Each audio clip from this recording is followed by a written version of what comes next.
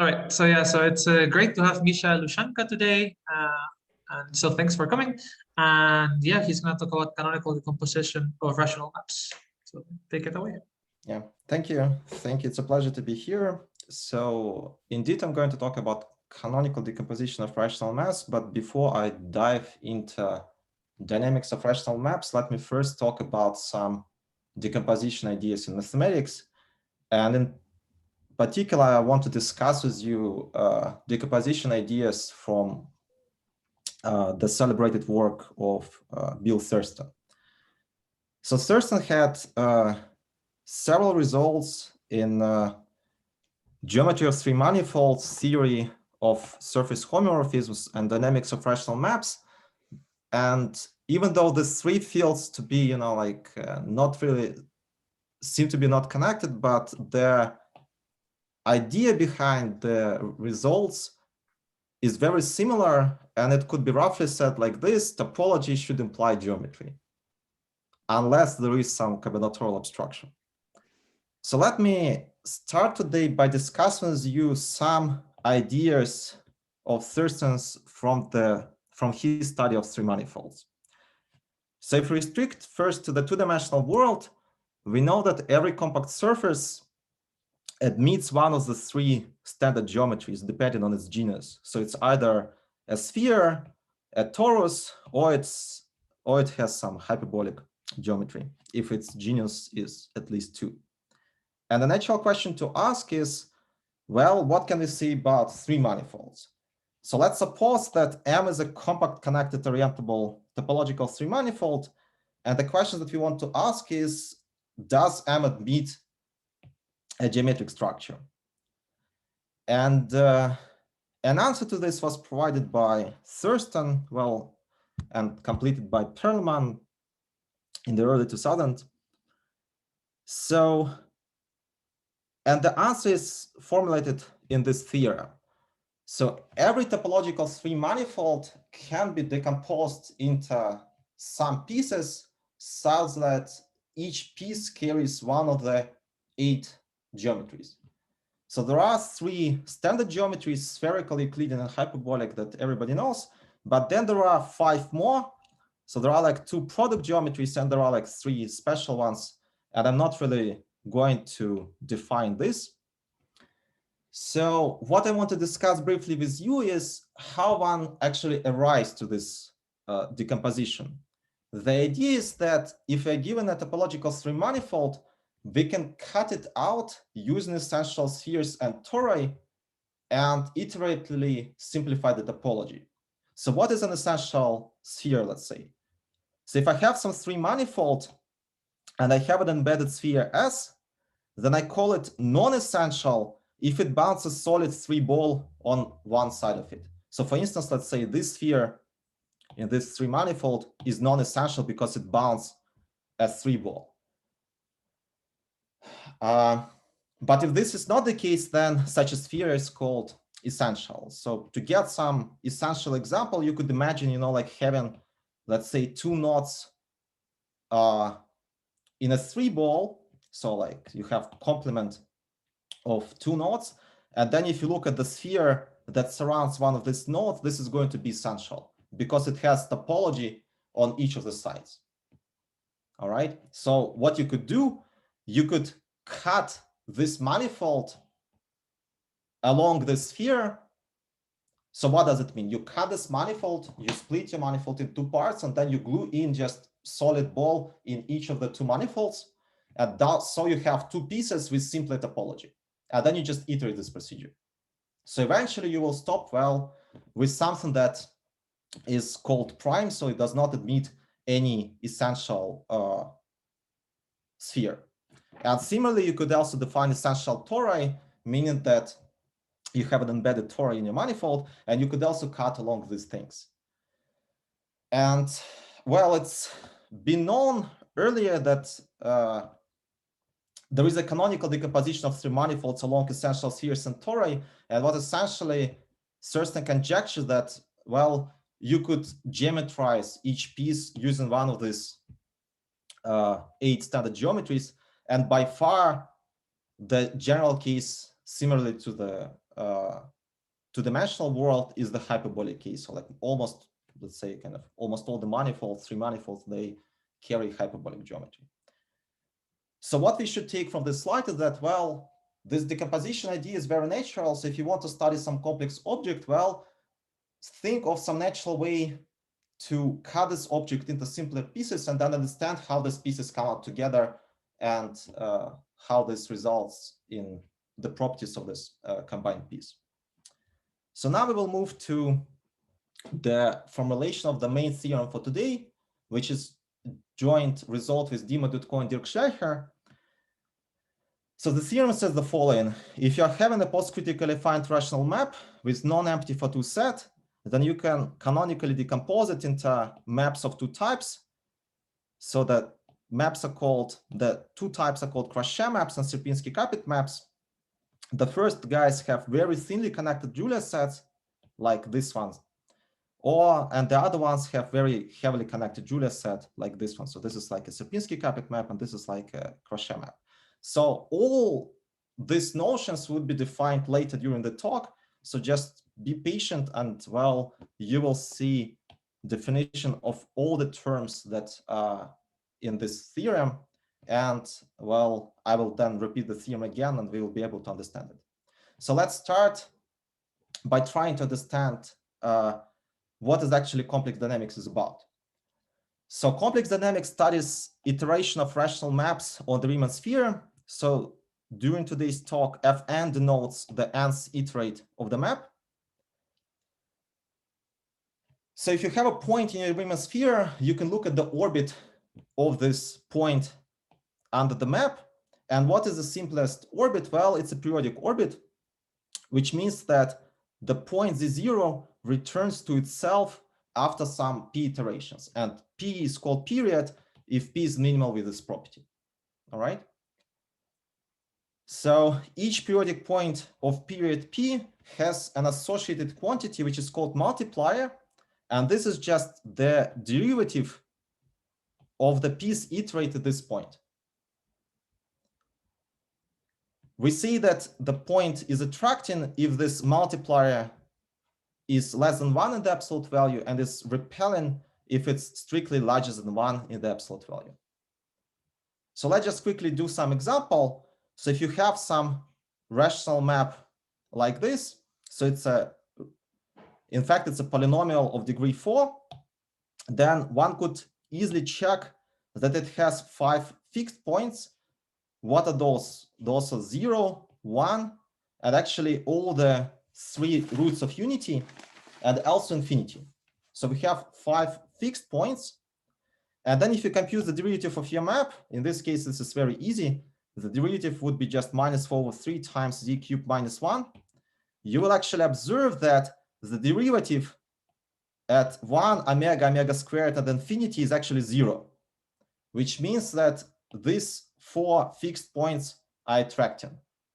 And why they're called attracting? Because if you start close by this fixed point, the iterates would converge to z0.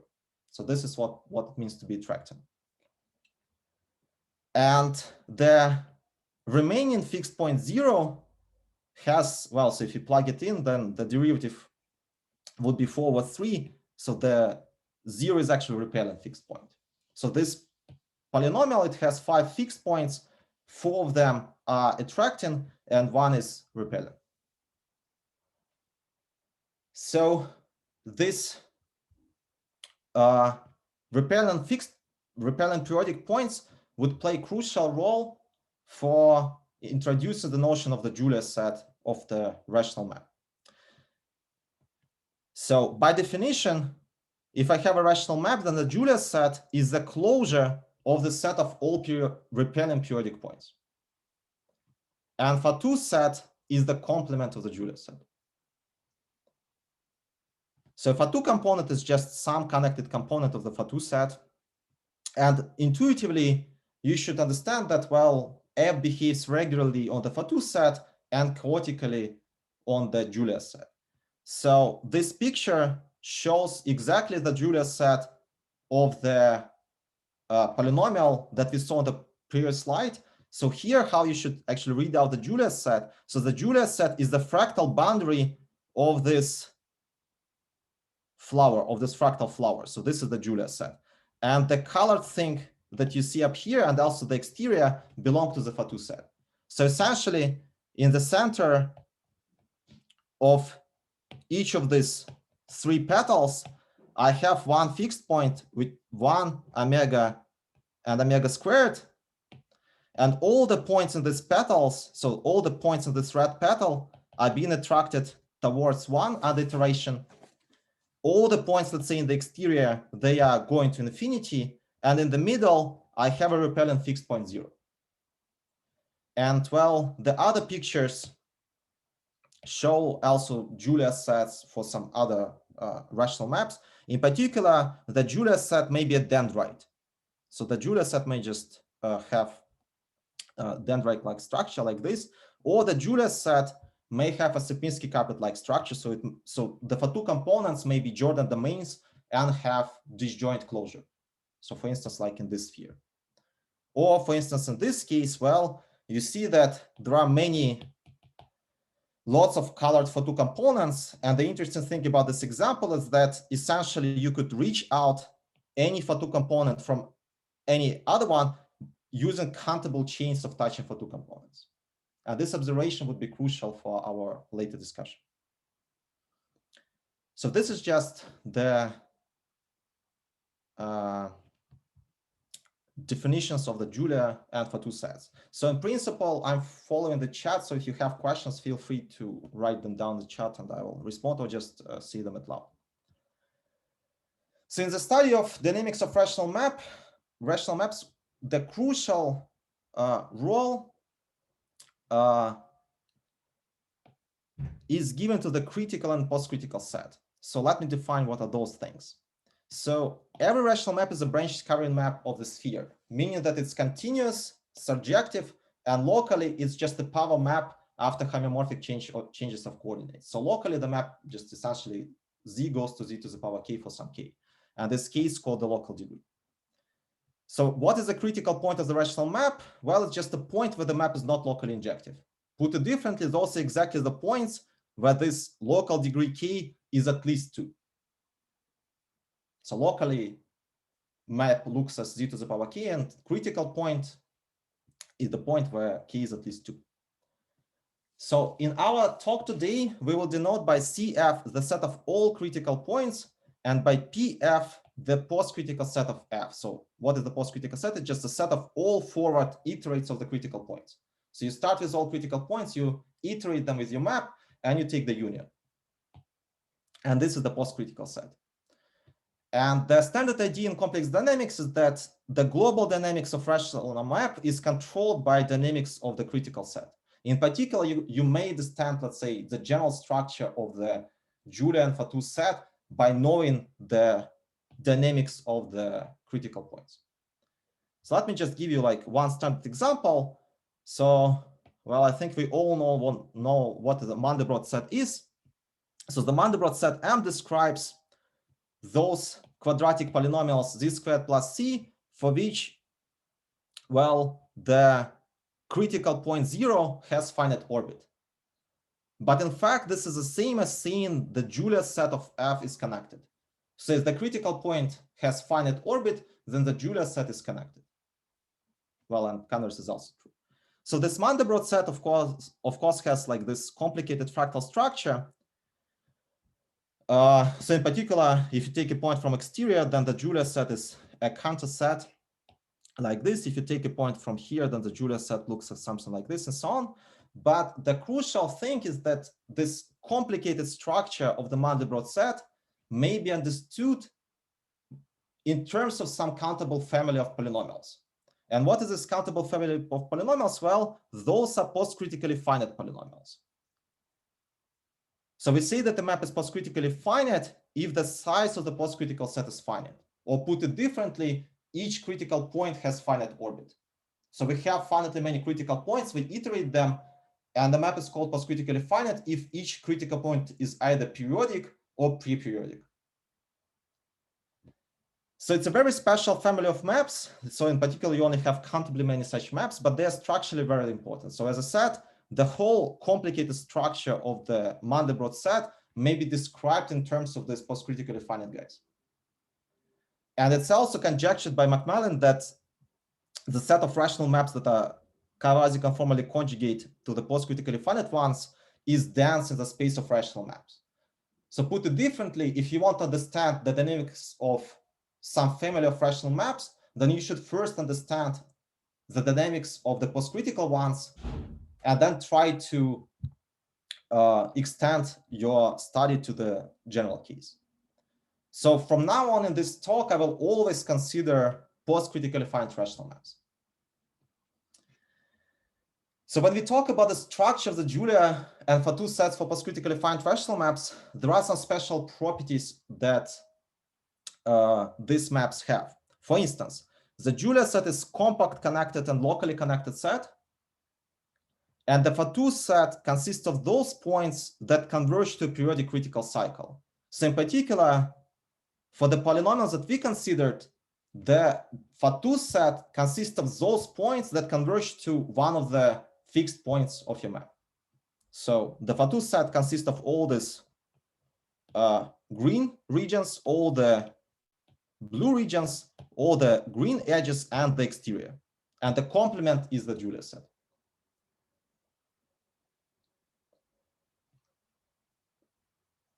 And something else that would be important for this talk, each Fatou component, so each connected component of the Fatou set is simply connected. So there is no topology, like Fatou component cannot be, let's say, annuli. And the boundary is locally connected.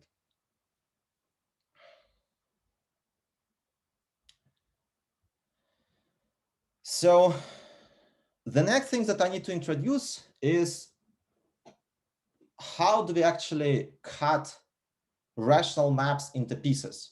So what is what I call decomposition scissors for rational maps? And decomposition scissors for rational maps are given by invariant multicurves. So let me define those. So let's start with some branch scattering map F of the two sphere. And let's consider a simple closed curve gamma in the complement of the postcritical set. So if you have a simple closed curve gamma, then of course you can take its preimage under the map, and you will get some collection of simple closed curves. We say that the curve gamma is essential if each of the two connected components of its complement contains at least two postcritical points. So for instance, if you look at this curve, then in the interior here, I have 2 marked points. At the exterior, I have 3 marked points. So this curve gamma is essential. But if I look at its pullback, so this guy looks exactly the same as the original one. But then let's say I have such a thing. And this guy then is peripheral because it does not contain any postcritical point on one of its sides. And if it would contain only one point, for instance, something like this, it would also be peripheral. So essential things should contain at least 2 postcritical points on both sides of the curve. So what is a multicurve? A multicurve is a collection of essential curves that are pairwise disjoint and pairwise non-isotopic. So for instance, in this sphere, I could, let's say, choose a red curve like this and a purple curve gamma 2 like that. They are disjoint and they are non-isotopic. So they would form a multicurve. And now finally, I want to define invariant multicurve that would be used to cut my rational maps into pieces. So to see that the multicurve gamma is invariant, I should have 2 conditions. First condition is the preimage of gamma should be inside gamma. So that I should put this in quotation marks. So what it really means, it means that each essential component of the preimage is homotopic to a curve in gamma. So I look at the preimage of my multicurve. It has several connected components, and then I look at the essential components among them. And each essential component should be homotopic to a curve in gamma. So for instance, let's look at this example. So let's pretend that I have these 2 curves and I look at the preimage, And this is how it looks like. So I have 1, 2, 3, 4 preimages. Well, this guy is peripheral, so I can just forget about it. And the other 3 guys, well, these guys are homotopic to gamma 1, and this guy is homotopic to gamma 2. So this curve satisfies the first property. And the second property says that each curve should be homotopic to a component of the preimage. And this is again satisfied because, well, if I look at gamma 2 and I look at the preimage, well, I see that it has 2 components, and one component is homotopic to gamma 1, and the other one is homotopic to gamma 2. So this curve is an example of an invariant multicurve if I have this dynamics. So I defined invariant multicurves, and then I'm going to tell you actually how these multicurves can be used to cut your branched carrying map or your rational map into pieces. So let's suppose that F is some postcritically finite branched carrying map and gamma is an invariant multicurve. Then what I could do, so let's pretend that this is my sphere and I have 2 components remove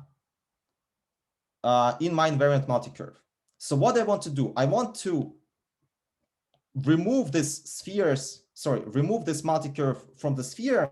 As a result, I will get 3 connected components, so red, purple, and white. And each such connected component I may view as finitely punctured sphere.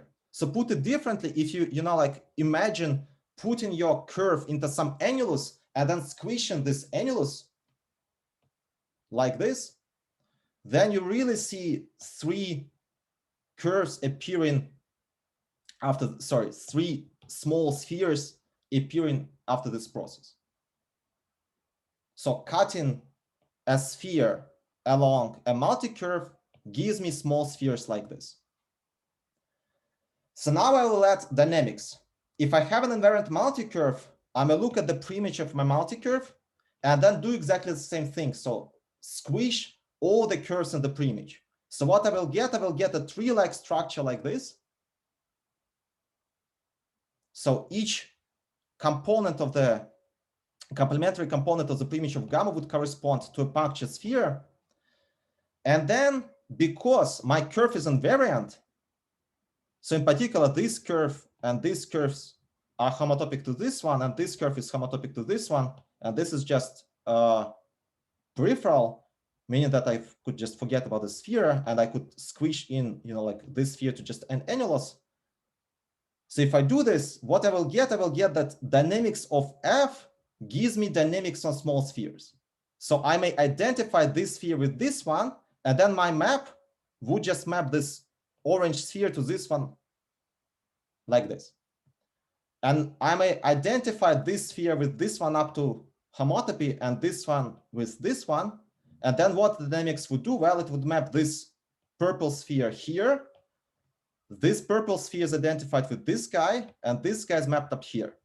So I have dynamics on small spheres. In particular, this white sphere returns to itself after the second iteration, and similarly to this purple sphere. So I said a lot of things, but what is the outcome? Well, the outcome is as follows. If you have an invariant multicurve, you could cut your sphere into small spheres, and then on these small spheres, you have naturally defined dynamics.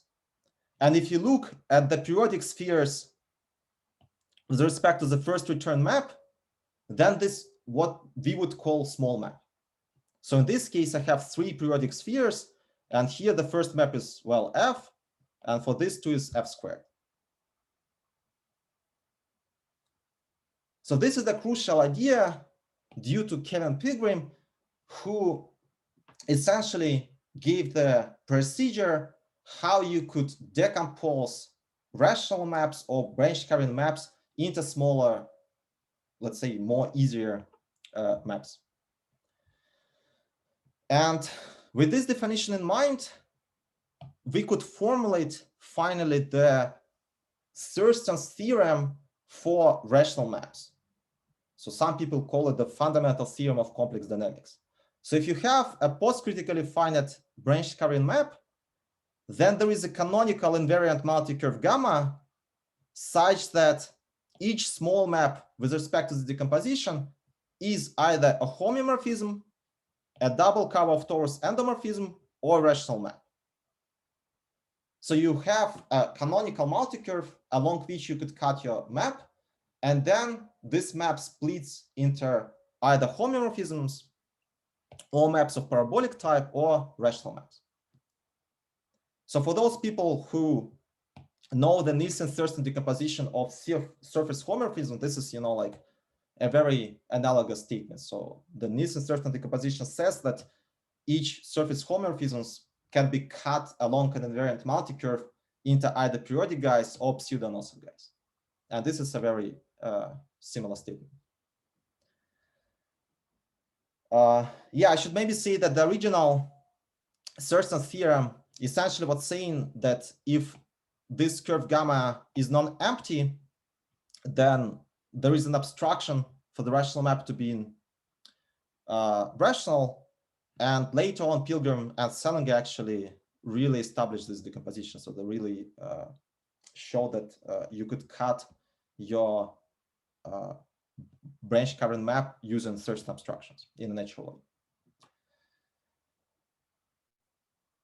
So this goes back, let's say, to the end of 20th century. Well, at least the Thurston theorem and Salinger and Pilgrim introduced this decomposition in their first decade of the 21st century. But the natural question to be asked is there a natural way to decompose postcritically finite rational maps? So previously, well, we decomposed branch covers into 3 different pieces. One of the pieces was rational maps, but is there some natural way to decompose rational maps? And the answer is yes. And one of the ideas that you could use the structure that Julius said, namely touching for 2 components. So there are like 2 opposite worlds for postcritically finite rational maps. The first world of maps is when all for 2 components are disjoint, meaning that the Julius set is a Sierpinski carpet-like. So this is one side of spectrum. The totally opposite side of spectrum, when you have many touching for 2 components, and by many, I really mean that you could connect any for 2 component to any by maybe countable chain of touching for 2 components. So those are the 2 opposite sides of spectrum. And what we would do, we would decompose rational maps into these 2 types of maps. So we want to extract maximal clusters of touching for 2 components and decompose, let's say, this Julius set into 2 pieces like this. So how can we formalize this? Well, to formalize this, we could introduce a certain quotient space. So let's consider the equivalence relation of the Julius, on the Riemann sphere that collapses all for 2 components. So what I want to do, I want to collapse all for 2 components. Formally, I consider the smallest closed equivalence relation that identifies points in for 2 components. So I want to identify all points in the closure for 2 components. And I consider the smallest closed equivalence relation that has these points. So when you consider such relations, then in general, this quotient space is some sphere cactoid. So like really what you should imagine that it's going to look as some dendrite-like structure of spheres and segments. So it would have countably many spheres and countably many segments. But in our opposite side of spectra, the situation would be much more simpler. So for instance, in this case, and in this case, because I have many touching for 2 components, the quotient space would be just a point. So in this case, which is essentially Sierpinski carpet map, where in some for 2 components, I just added this funny polynomial Julius set. Well, when I take the quotient, all these guys would be just immediately collapsed to point, and also all these black guys that would be collapsed to point because, well, as we said, you could connect any photo component to anyone by countable chain of tangent photo components. So what would be the quotient space here? Well, the quotient space would be just a sphere. And here's another example like this. Well, it's maybe hard to see directly this from the picture, but the quotient space in this case would be a segment. So this photo component in the middle would correspond to one boundary point. The photo component at infinity would correspond to another boundary point. And the reason why you actually have a segment but not a point, because in the Julius set, you have Cantor-like collection of multicurves. Cantor-like collection of curves. And when you collapse these guys, they would actually correspond to a segment. So I don't know, in simpler terms, what you should think about, you should think of Julius set of rational map being some kind of surface of a sponge. And then what you do, you just squeeze the sponge tight. And then that's exactly the sphere cactoid that you get. So you collapse all the photo components. So now we're essentially ready to formulate the decomposition theorem. So what is left to define is the two types of maps into which we decompose. So the first type are called Sierpinski carpet maps. So those correspond to the situation where the Julius set is homeomorphic to the Sierpinski carpet. And the opposite side of spectra are the Crochet maps or Newton-like maps, which correspond to the situation when the quotient space is just a single point.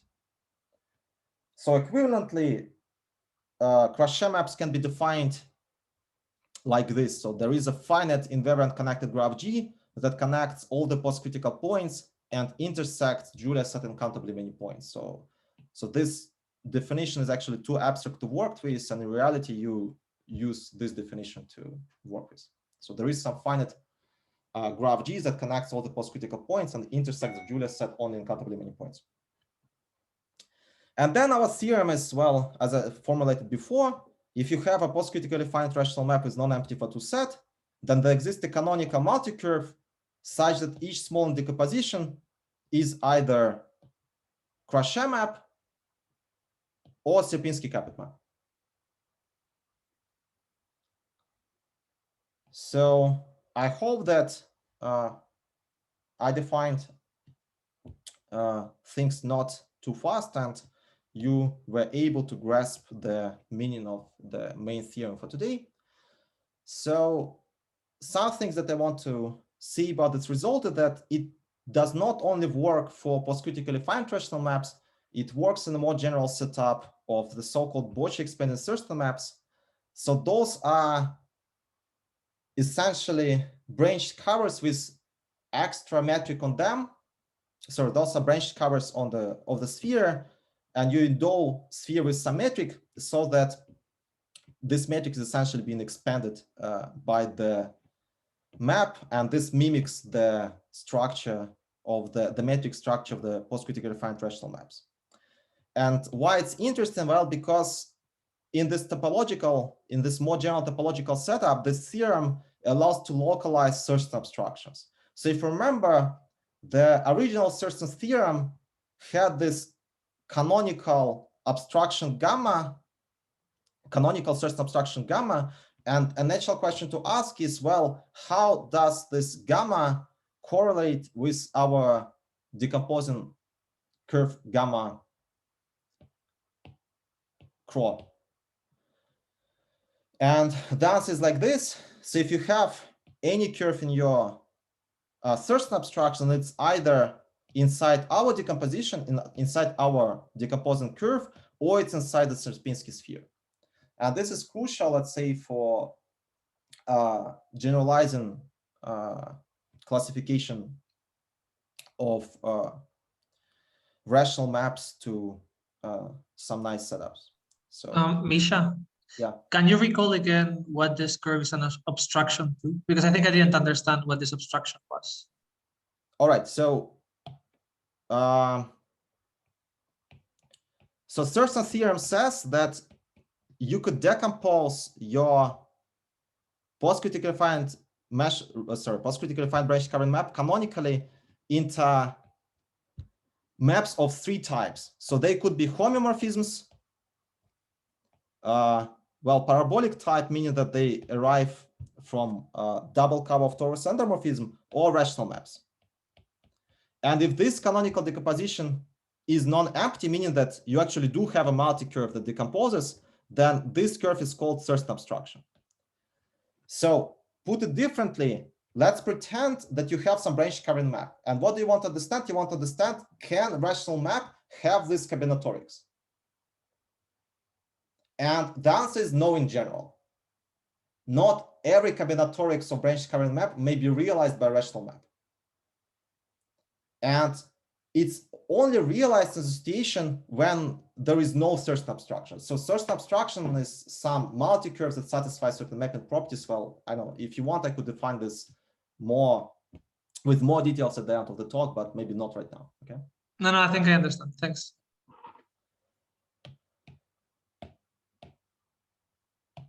Okay.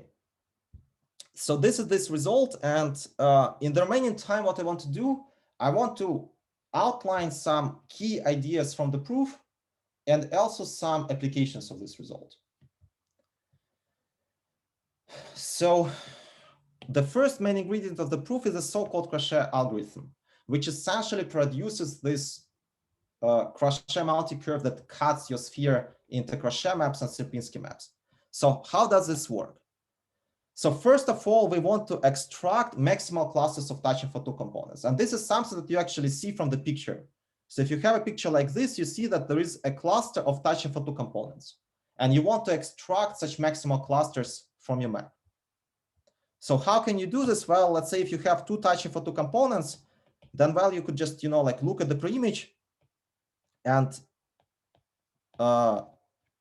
maybe get some more touching for 2 components and so on. So you take countably many preimages, and then maybe like several clusters would combine together like this.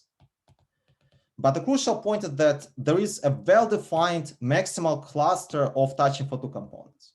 And now if you look at the boundary of this cluster, so like epsilon boundary would give you some multicurve, and this multicurve would be invariant under the dynamics. And you could use this boundary multicurves to cut your map into pieces. So what does the algorithm do? So first you compute maximal clusters, then look at the boundary multicurve, cut your sphere using this invariant multicurve, and then you get simpler small maps. And then you apply this steps 1 and 2 for each of the small maps until essentially these clusters are trivial. And what does it mean, trivial clusters? Well, you get either Crochet map, all things touch, or you have a Sierpinski carpet, nothing touches. So this is very similar to, let's say, to geometry of 3 manifolds. How do you do the decomposition? Well, you have this. So there we have this essential spheres that we use to cut our complicated 3 manifolds. In this case, well, we first extract maximal clusters and then use their boundaries to cut the map into smaller pieces and then do this iteratively. So for some reason, namely for canonicity, we actually, after we arrive to the situation when we have only small maps that are Crochet or Sierpinski, we actually want to also glue Crochet maps that want to be glued. And those maps are the ones that correspond to the same point as the quotient space. So, so this is like one technical detail that is needed for the proof, but in reality, you should just think of Crochet algorithm being these first 3 parts. And then the other ingredient of the proof is coming from this maximal quotient. From this Cactoid quotient QF that I defined before. So remember, QF is defined as the quotient of the Riemann sphere by the equivalence relation that collapses all the for 2 components. So when you look at this quotient space, well, the dynamics on the Riemann sphere naturally descends to the dynamics on the quotient space, and you have this semi-conjugacy like this from the map on the Riemann sphere to this quotient map to the map on the quotient space. And what are the key properties of this quotient space is that the Crochet spheres in the decomposition corresponds exactly to the marked points in the quotient space. So remember, the quotient space, it looks as some connected, so it's look at as a dendrite-like structure of spheres and segments, and points would correspond to Crochet maps, and spheres would correspond to Sierpinski maps. So essentially, you could read out the canonical decomposition from this maximal, from this Cactoid quotient. Yes, and I'm using this term maximal because actually this Cactoid quotient would provide maximal expanding dynamical system for the rational map. So what does it mean? Well, first of all, this quotient map is topologically expanding, and if you have any other expanding quotient, then you could factor it through this Cactoid QF. So this is very crucial thing to conclude canonicity of the decomposition. And in fact, this allows you to produce the following equivalent definitions of Crochet maps. So previously we defined Crochet map at the map when the quotient space is a single point. Well, I also mentioned already that this is equivalent to saying that there exists some connected graph G that connects all the postcritical points, but intersect Julius set in unaccountably many points. Well, this is equivalent to saying that there is some finite invariant connected graph such that the topological entropy restricted to this graph is 0. And this is also equivalent to saying that the Julius set has countable separation property. So meaning that if you have any 2 points in your Julius set, then you could separate them by removing countable set S from the Julius set. So let me maybe just show you the pictures like this. So if you have, let's say, a picture like this, so then this is not Crochet, for instance, because if you have some postcritical points, you would not be able to connect them by a graph that would pass only through countably many points in the Julius set, because, well, I mean, this Julius set essentially, well, is almost Sierpinski coupled. And in this case, if you would try to connect, let's say, these postcritical points to this one, then you have this countable collection, not countable, actually, that's important. So it's a counter-like collection of curves in the Julius set that would actually forbid you, that would be an obstacle for this connection. So you will not be able to connect this point to this, like to infinity, by a graph that would intersect the Julius set only in countably many points. So that's something that you would essentially observe from pictures, but the proofs are, in a sense, hidden in this expanding quotients theorem. So what I want to discuss in the remaining 15 minutes, I want to discuss connections of these results and the discussion that we had to geometry group theory. So there are like two connections, one to the study of Kleinian groups and the other one to the study of self-similar groups. And I would briefly discuss these connections with you without going too much into the details. So it was observed by Sullivan around, I think, 1985, that dynamics of rational maps and Kleinian groups has lots of similarities. So in particular, these pictures show you the limit spaces of Kleinian groups. Well, and I don't know, like you could see that these limit spaces resemble Julius sets of rational maps that we saw earlier.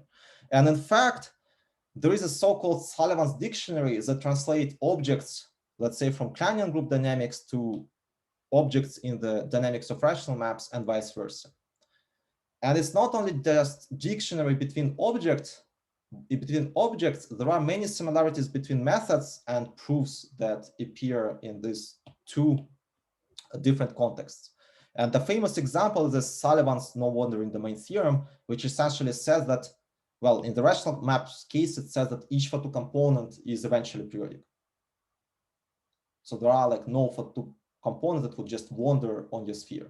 Each photo component should eventually be periodic. And there is also another important, well, I don't know, like example of such connections, which is related to Cannon's conjecture. So Cannon's conjecture is from the world of Kleinian groups, which essentially says that, well, I don't know, like if you have some Gromov hyperbolic group whose limit space, well, whose boundary at infinity is a sphere, then this should actually have geometry. It should come from a Kleinian group. And there is an analog, so one could formulate an analog of this result in rational dynamics.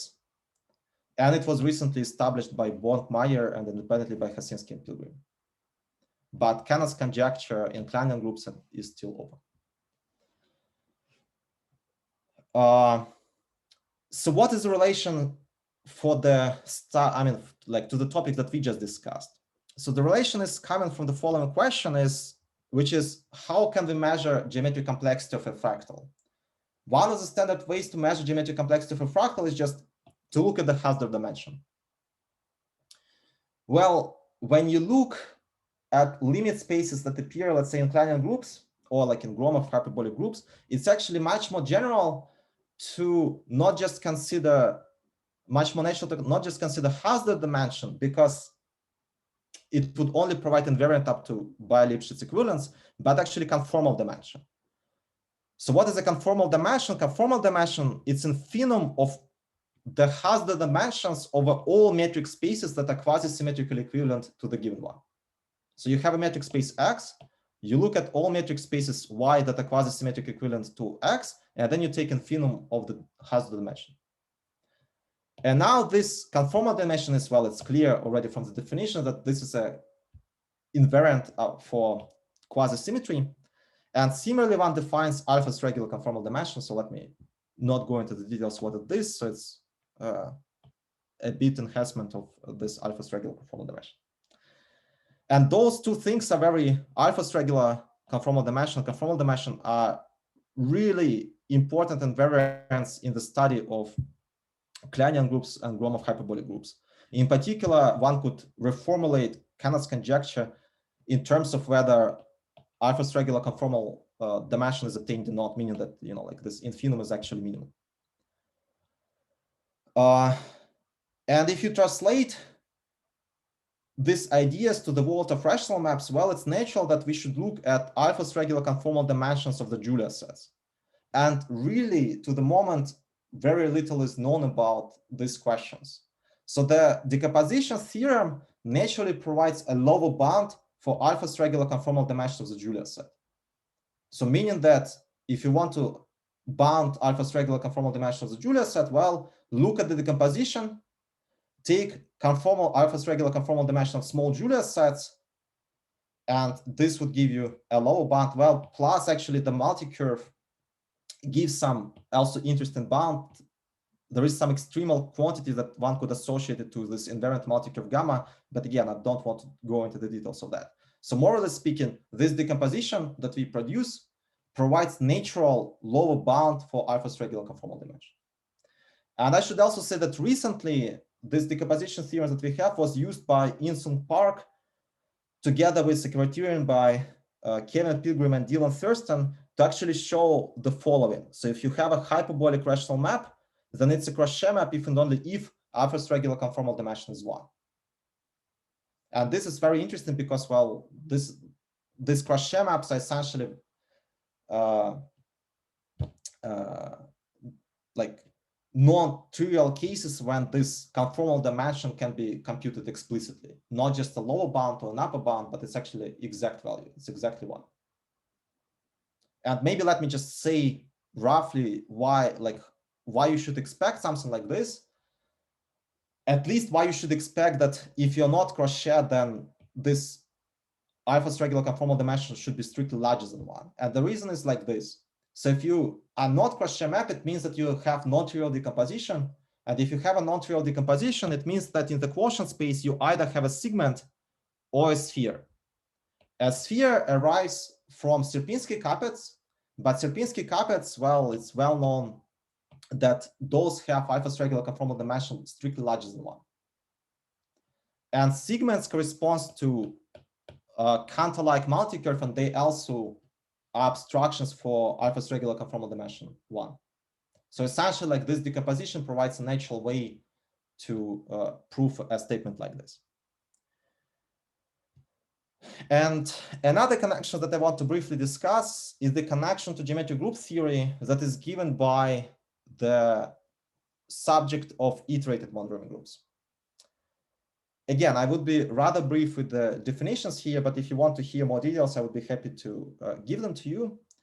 So let me just quickly define what is an iterated monodermy group. So if you have a rational map and you pick a base point in the complement of the postcritical set, then, well, we all know that for covering maps, there is a natural action of fundamental group on the preimages of T. So there is a monodermy action, like if you have a base point T, you have preimages, and then if you have a loop based at T, you could lift it by your map F, and this would define your monodermy action.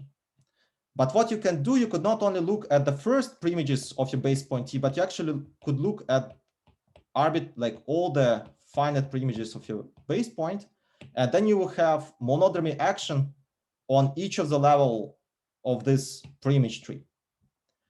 And all together, this would give you iterated monodermy action. So you look at the union of all the preimages of base point T, and then the fundamental group acts on this union, and this is what's called iterated monodermy action.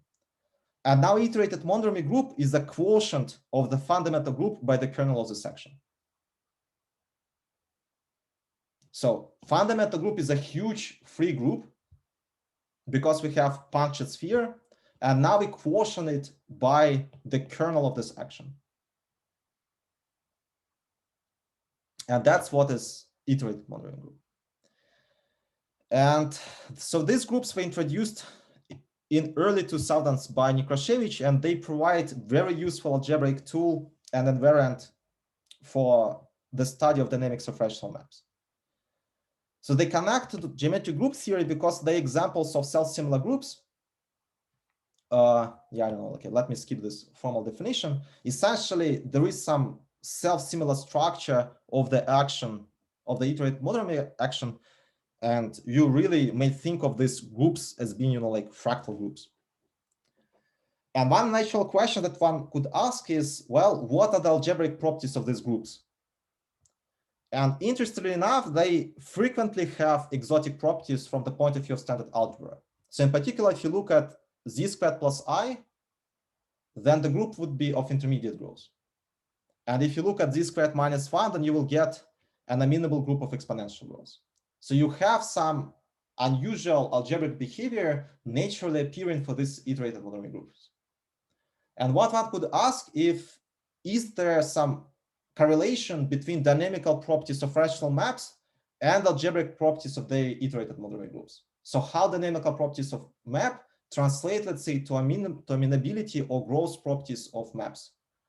And really, to the moment, very little is known about this. In particular, like about growth, you only have some criteria, let's say, for exponential growth. We have some conjectures, let's say, which groups have intermediate growth, but very, very little is known. And again, how does this connect to what we discussed earlier? Well, one could actually show that if you look at the Crochet maps and the corresponding IMGs, they have very particular structure. And well, so again, this is a term, but so IMGs are generated by automata of polynomial growth. So let me not define again what it is. But in reality, what it implies that those groups are amenable.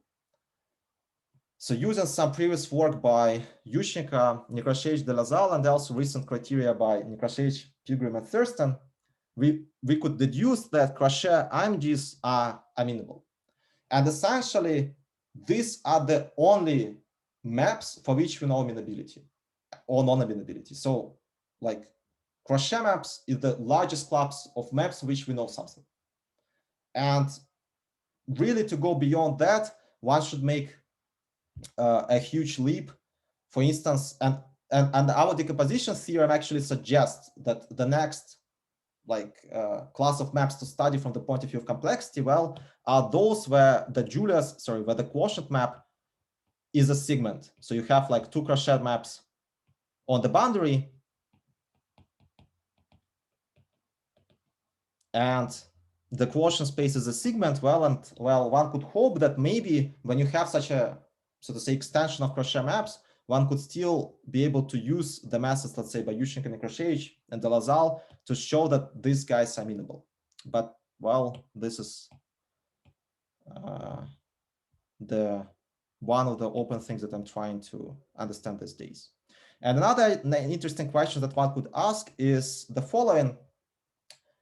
So, as I said, IMGs are examples of self-similar groups, and self-similar groups, when they're contracted, they have also nice notions of limit spaces. So similarly, like to Gromov hyperbolic groups. And one could ask if there is a similar decomposition as we did into these Crochet maps and Sierpinski maps for the self-similar groups. And this would be, like really interesting thing to do, because this would allow, for instance, to try to understand the isomorphism problem for self-similar groups using this Crochet decomposition. All right, so with this, I close my talk. Thank you for your attention, and let me know if you have any questions.